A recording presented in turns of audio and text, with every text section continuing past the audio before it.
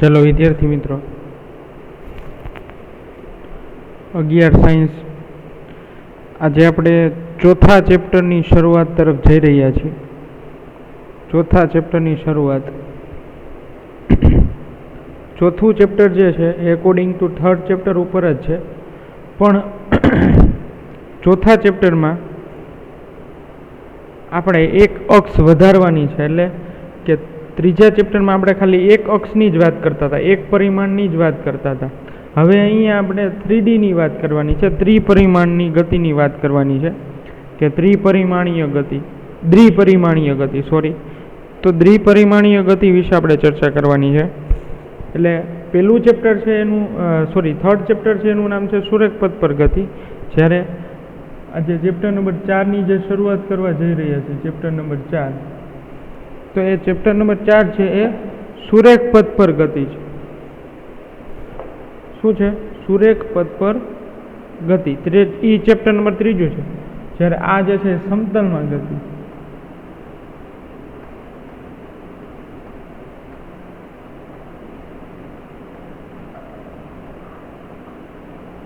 સમતલમાં ગતિ, motion in plane. ઓલું હતું એ મોશન ઇન સ્ટ્રેટ લાઇન હતું, આ જે છે સમતલમાં ગતિ.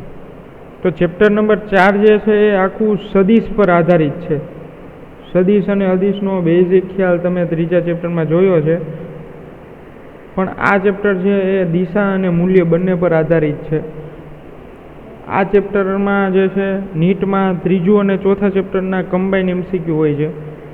તો ખાસ ધ્યાન રાખવું કે અહીંયા જે છે મેજોરિટી ત્રીજું ચેપ્ટર રિપીટ થશે, પણ ચોથા ચેપ્ટરમાં એક અક્ષ વધારવાની છે, સમતલમાં ગતિ. ચેપ્ટર નંબર 3માં આપણે વિદ્યાર્થી મિત્રો જોયું, ચેપ્ટર નંબર 3 છે એમાં આપણે જોયું કે સુરેખ પથ પર ગતિ. સુરેખ પથ પર ગતિ એટલે ચેપ્ટર નંબર 3માં આપણે ખાલી એક જ અક્ષની ગતિની ચર્ચાની વાત કરતા. લાઈક કોઈ એક વ્યક્તિ છે એક અક્ષમાં જે છે ગતિ કરે છે, ચાલે છે, તો એની ગતિ આપણે સુરેખ પથ પર ગતિ. પછી આપણે કોઈ એક h ઊંચાઈ પરથી કોઈ વ્યક્તિ જે છે એ કોઈ પદાર્થને જે છે એ ઉપરથી નીચે આવે છે, તો એ પણ એક અક્ષ પરની જ ગતિ થઈ. જુઓ તમે અહીંયા y એક્સિસ, અહીંયા ક્યાંય બંને અક્ષમાં ગતિ નથી કરતો. પદાર્થ જે છે, આ ઓબ્જેક્ટ જે છે, ઓબ્જેક્ટ ખાલી એક જ દિશામાં ગતિ કરે છે, એટલે યુનિડાયરેક્શન,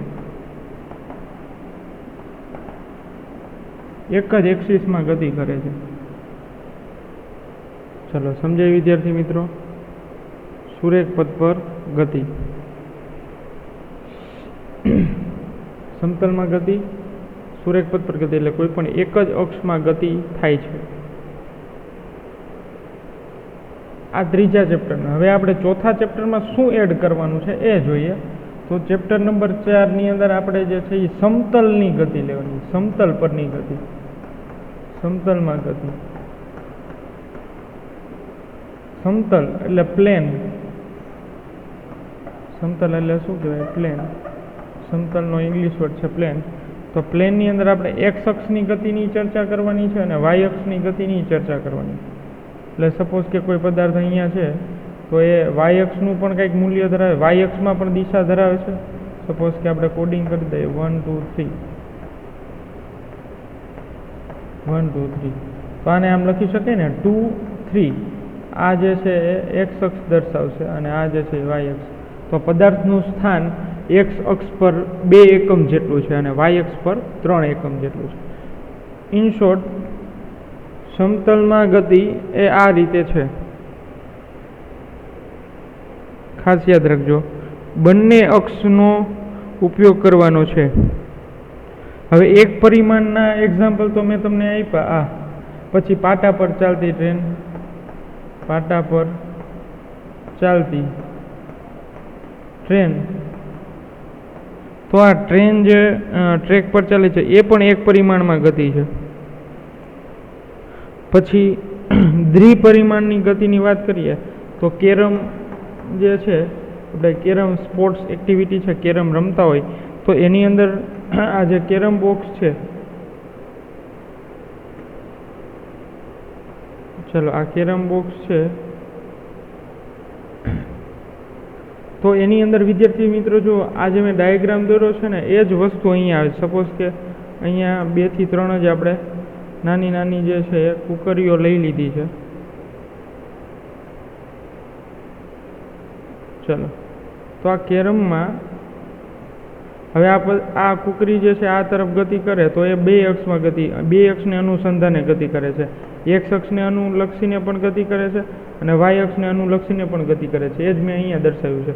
આ જ વસ્તુ જે છે ઝૂમ કરીને અહીંયા જો તો આ કુકરી ધારી લ્યો તો એનું એક્સ અક્ષમાં પણ કંઈક સ્થાનાંતર થાય છે અને વાય અક્ષને અનુલક્ષીને પણ સ્થાનાંતર થાય છે. તો આ બધું જે છે એ એક પરિમાણમાં દ્વિપરિમાણમાં ગતિ દર્શાવે છે. એટલે આ જે છે એ એક પરિમાણી ગતિ થઈ, એક પરિમાણમાં ગતિ, એક પરિમાણમાં ગતિ એવું દર્શાવે છે. જ્યારે આ ચેપ્ટર નંબર 4 છે એ દ્વિપરિમાણીય ગતિ. ઇન શોર્ટ તમને વિદ્યાર્થી મિત્રો એટલું કહું તો દિશા એક ખાસ જરૂરી પડશે આ ચેપ્ટરમાં. દિશા એક ખાસ અગત્યની બનશે આ ચેપ્ટરની અંદર. અને દિશાની સાથોસાથ આપણે દિશા તો લેવાની છે, પણ દિશાની સાથોસાથ આપણે ઇન્ડિકેટ કરવું પડશે કે પદાર્થ કઈ દિશામાં ગતિ કરે છે. અને એની એક એક્સિસ વધારે લેવાની છે, એટલે એક્સ અને વાય આ 2 એક્સિસ લેવાની છે. પછી એવું જરૂરી નથી એક્સ અને વાય અને ઝેડ એ પણ દ્વિપરિમાણની ગતિના એક્ઝામ્પલ છે. એક્સ અને ઝેડ એ પણ દ્વિપરિમાણના ગતિ છે. ઇન શોર્ટ 2 ડાયરેક્શન હોવી જોઈએ, એક્સ એક્સિસ અને વાય એક્સિસ. હજી તમને ખ્યાલ ના આવે તો કેરમ સિવાયનું બીજું એક્ઝામ્પલ જે છે એ હું તમને આપું. કેરમ સિવાયના બીજા એક્ઝામ્પલ એ પણ 2 પરિમાણમાં ગતિ. જેમ કે આપણું બોર્ડ છે, ક્લાસરૂમની અંદર આપણું બોર્ડ બ્લેકબોર્ડ, તો બ્લેકબોર્ડ છે એ 2D જ છે. જો 2D એટલે 2 ડાયમેન્શન. જો આ એક્સ એક્સિસ કહી દો અને આ વાય એક્સિસ કહી દો, તો અહીંયા જે કાંઈ વસ્તુ લખેલી છે એ 2Dમાં થઈ ગઈ. તો આ જે છે એ 2D. એક પરિમાણમાં ગતિ એટલે 1D, ઇંગ્લિશમાં એમ કહેવાય 1 ડાયમેન્શનલ. દ્વિપરિમાણમાં ગતિ એટલે 2D. ચલો હવે વિદ્યાર્થી મિત્રો 3Dની ચર્ચા કરવી કે 3Dમાં ગતિ. 3Dના એક્ઝામ્પલ એટલે કે ત્રિપરિમાણમાં ગતિની કોઈ ચર્ચા કરવી હોય આપણે કે ભાઈ આને આપણે ત્રિપરિમાણીય ગતિ કીધી. તો આવી રીતે શાંત પાણી છે, તો પાણીની અંદર માછલી આવી રીતે ડ્રાઈવ મારીને પાણીમાં તરતી હોય છે, તો એ એક્સ એક્સિસમાં ગતિ કરે છે, વાય એક્સિસમાં ગતિ કરે છે અને અંદર ઝેડ એક્સિસ એટલે 3 પરિમાણમાં ગતિ કરે છે. આ સિવાય બીજું એક્ઝામ્પલ આપવું હોય, આ એક્ઝામ્પલ જ છે 3Dના. બીજું 3Dનું એક્ઝામ્પલ મારે તમને આપવું હોય તો એક આખું ગ્રાઉન્ડ છે, તો ગ્રાઉન્ડ એટલે 2D થઈ ગયું, એક્સ એક્સિસ અને વાય એક્સિસ. અને એ દરમિયાન કોઈ એક વ્યક્તિ છે એ ફૂટબોલ રમતો હોય તો એ બોલને હવામાં ઉછાળે એટલે ઝેડ એક્સિસ પણ આવી ગઈ. બાકી આ પ્લેન તો છે જ, એટલે એક્સ વાય અને ઝેડ. તો આવી રીતે 3Dના એક્ઝામ્પલ ઘણા બધા છે. તમારે હોમવર્કની અંદર 5 1 ડાયમેન્શનલના એટલે 1Dના એક્ઝામ્પલ આપવાના છે, પછી 5 જે છે એ 2Dના એક્ઝામ્પલ આપવાના છે, અને 5 એક્ઝામ્પલ જે છે એ તમારે 3Dના આપવાના છે. એટલે કે ત્રિપરિમાણમાં ગતિ જે થાય એના એક્ઝામ્પલ પણ આપવાના થશે. તો સમજાય વિદ્યાર્થી મિત્રો 1D અને 2Dનું, એક પરિમાણમાં ગતિ અને ત્રિપરિમાણમાં ગતિ.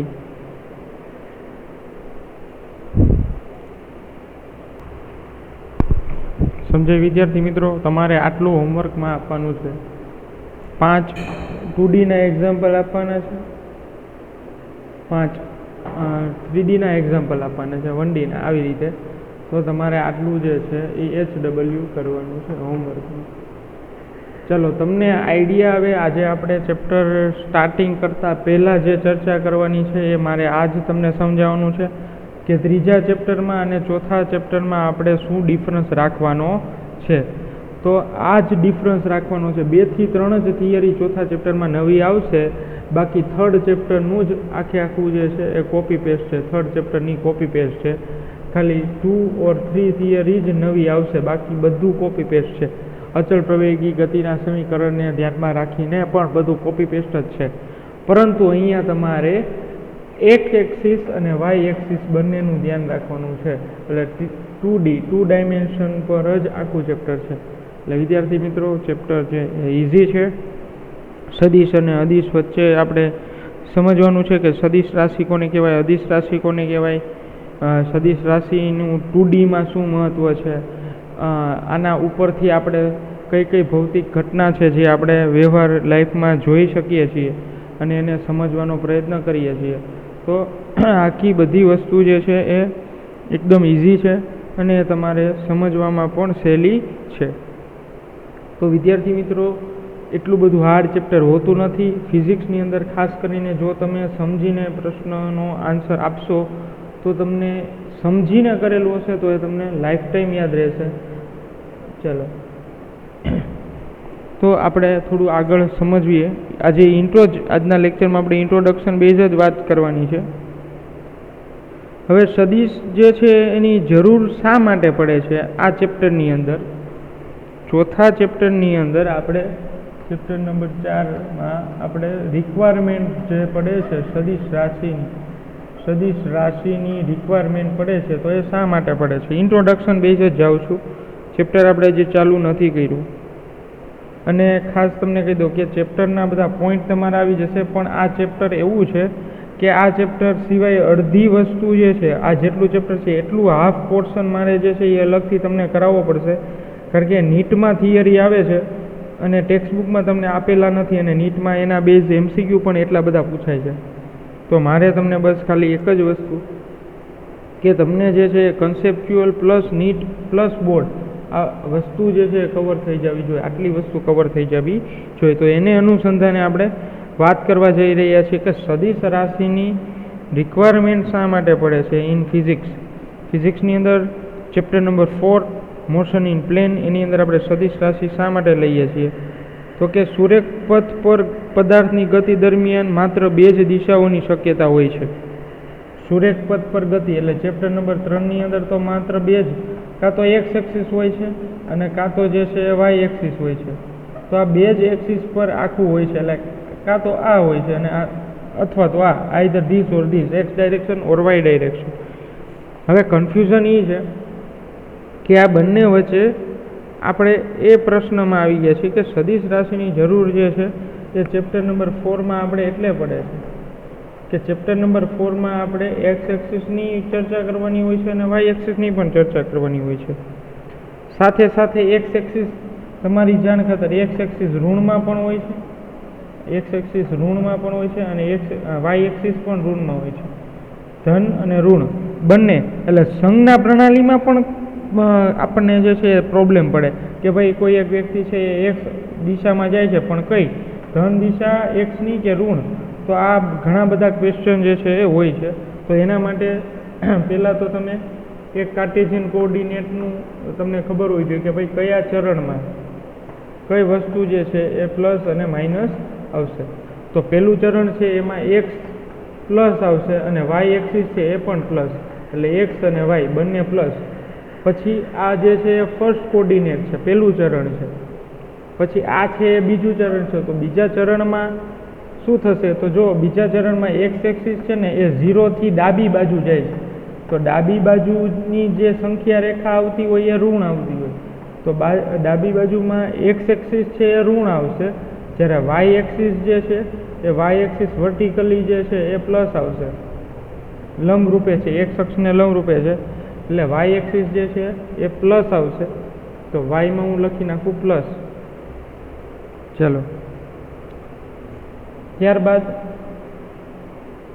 ત્રીજું ચરણ જે આવે છે થર્ડ કોઓર્ડિનેટ. તો ત્રીજા ચરણમાં આપણે સદિશ સ્વરૂપે શા માટે જરૂર? કારણ કે જો પહેલું, બીજું, ત્રીજું અને ચોથું 4 ચરણમાં પદાર્થ ગતિ કરે. એટલે સપોઝ કે એવું નથી કે 4 ચરણમાં ગતિ કરે. સપોઝ કે તમારી ગતિ જે છે, કોઈ પદાર્થની ગતિ સપોઝ કે આ ત્રીજા ચરણમાં દર્શાવેલી છે, તો તમારે જે છે એ ત્રીજા ચરણમાં કોઈ સદિશની દિશા દર્શાવેલી હોય તો એ ત્રીજા ચરણમાં સદિશને આ બધા વેલ્યુ જે છે કેવા આવશે? ઋણ આવશે.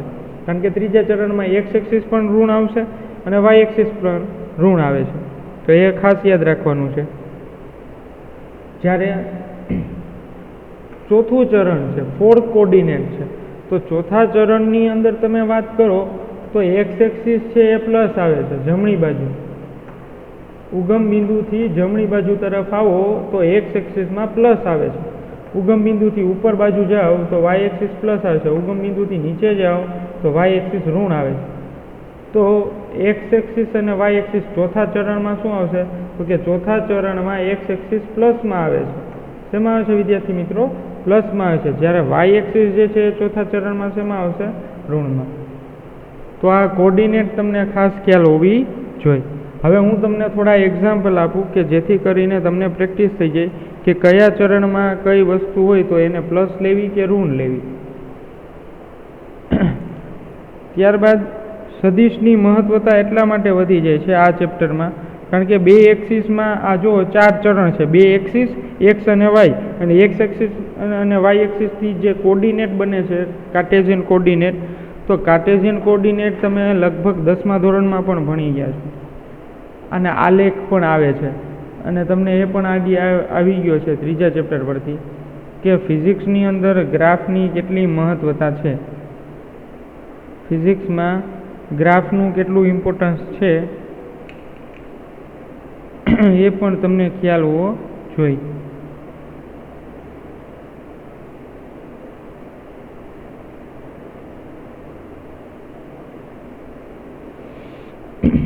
ચાલો જોઈએ તો આગળ.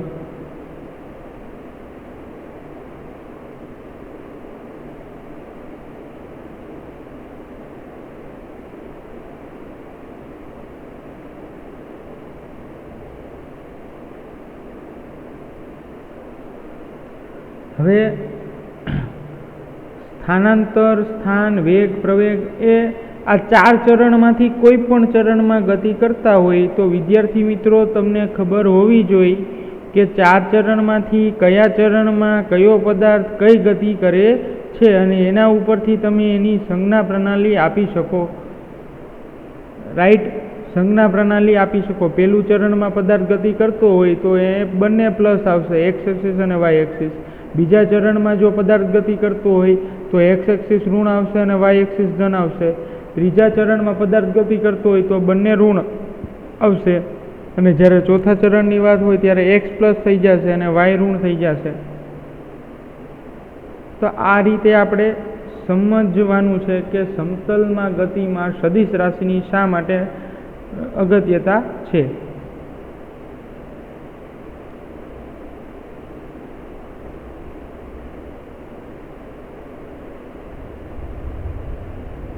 પછી સદિશ રાશિ છે એનું આપણે ભૌતિક નિરૂપણ કઈ રીતે કરાય? સદિશ રાશિનું ભૌતિક નિરૂપણ,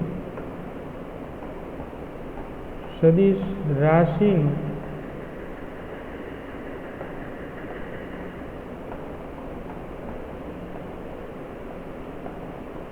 ભૌતિક નિરૂપણ. તો કે સદિશ રાશિનું ભૌતિક નિરૂપણ જે છે એ એરો વડે થાય છે. એરો એટલે આવી રીતે આ એ સદિશ છે તો એને એરો, પછી વેગ છે તો સદિશ રાશિ છે તો આવી રીતે ઉપર એરો તરીકે એનું નિરૂપણ કરવામાં આવે છે. પછી આ પ્રવેગ છે તો પ્રવેગને સ્મોલ એ વડે દર્શાવાય છે. તો આ પ્રવેગને સદિશ સ્વરૂપે આ રીતે નિરૂપણ કરવામાં આવે છે. ઇન શોર્ટ ઉપર તીર જે છે એરો એટલે કે તીર સ્વરૂપે ભૌતિક નિરૂપણ કરવામાં આવે છે.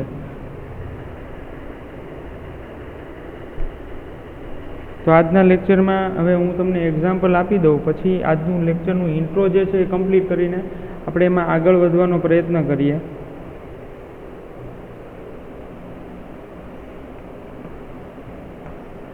આ પણ હોમવર્કમાં આપી દઉં છું તમને.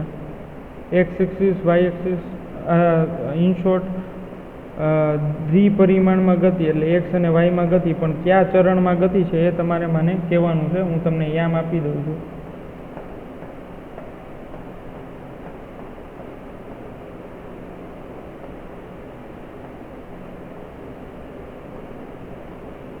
અને યામ સાથે તમારે વિદ્યાર્થી મિત્રો અહીંયા યામ પદ્ધતિને તમારે આકૃતિમાં દોરીને આ યામ પણ દર્શાવવાના છે કે આ યામ અહીંયા છે. જેમ મેં એક યામ તમને આના પહેલાંની જે સ્લાઇડ હતી એમાં દર્શાવેલું છે કે 2 અને 3, તો એ યામ જે છે એ દર્શાવવાના છે. સપોઝ કે આ મેં એક્ઝામ્પલ આપ્યું છે તમને હોમવર્ક માટે, તો એ પહેલા ચરણમાં છે.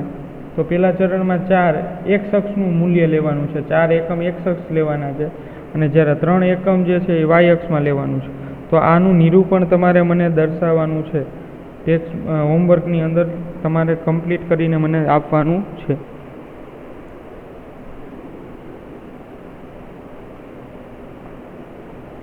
-2 3 -3 4 -2. તો આટલા એક્ઝામ્પલ જે છે તમારે હોમવર્કમાં આપવાના છે. આ સિવાય તમારે હોમવર્કમાં બીજું એ પણ કામ કરવાનું છે કે સદિશ રાશિના 2Dના એક્ઝામ્પલ પણ આપવાના છે કે કેવો પદાર્થ કઈ દિશામાં ગતિ કરે છે 2D માટે, અને 3Dના પણ એક્ઝામ્પલ 5 આપવાના છે. તો આ જ હોમવર્ક થઈ ગયું તમારું આજનું. ચલો વિદ્યાર્થી મિત્રો,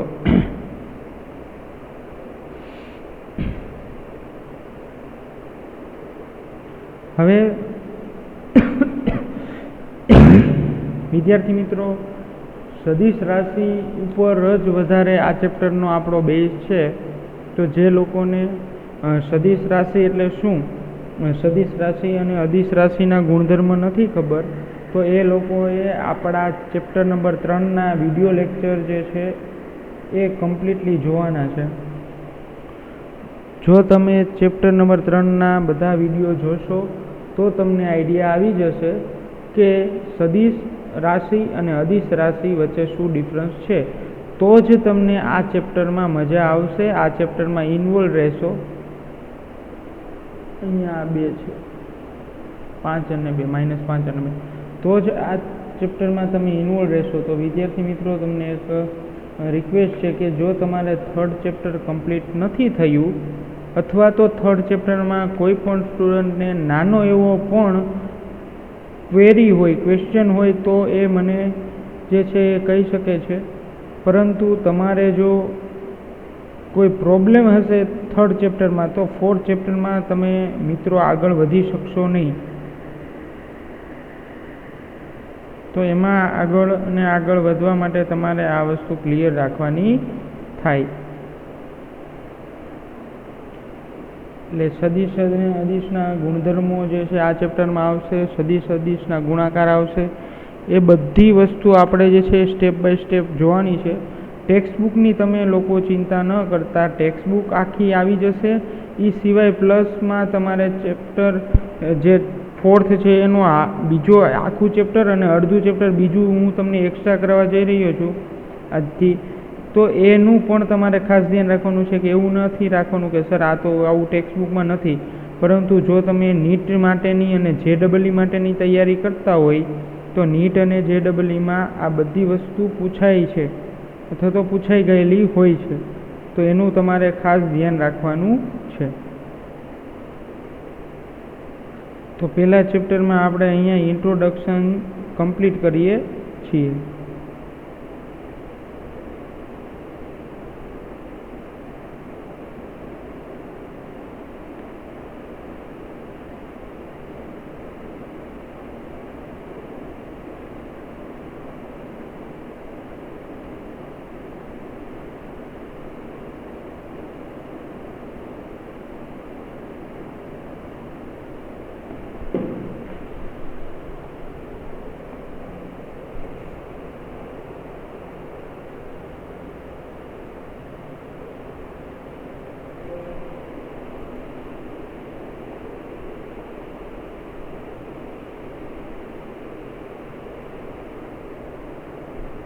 તો આટલું હોમવર્ક જે છે એ વોટ્સએપમાં જે એક્સ્ટ્રા વસ્તુ તમને આપેલી છે એ સેન્ડ ઇટ કરવાની છે, મોકલવાની છે. પ્રોબ્લેમ હોય તો પણ એનું સોલ્યુશન જે છે એ થઈ જશે. એની કોઈ પણ ગભરાયા વગર, ચિંતા કર્યા વગર તમારે મોકલવાનું છે. તો હવે નેક્સ્ટ લેક્ચરમાં આપણે આના ગુણધર્મો તરફ જ જઈએ છીએ. આપણે સદિશના ગુણધર્મ તરફ જ જઈ રહીએ છીએ.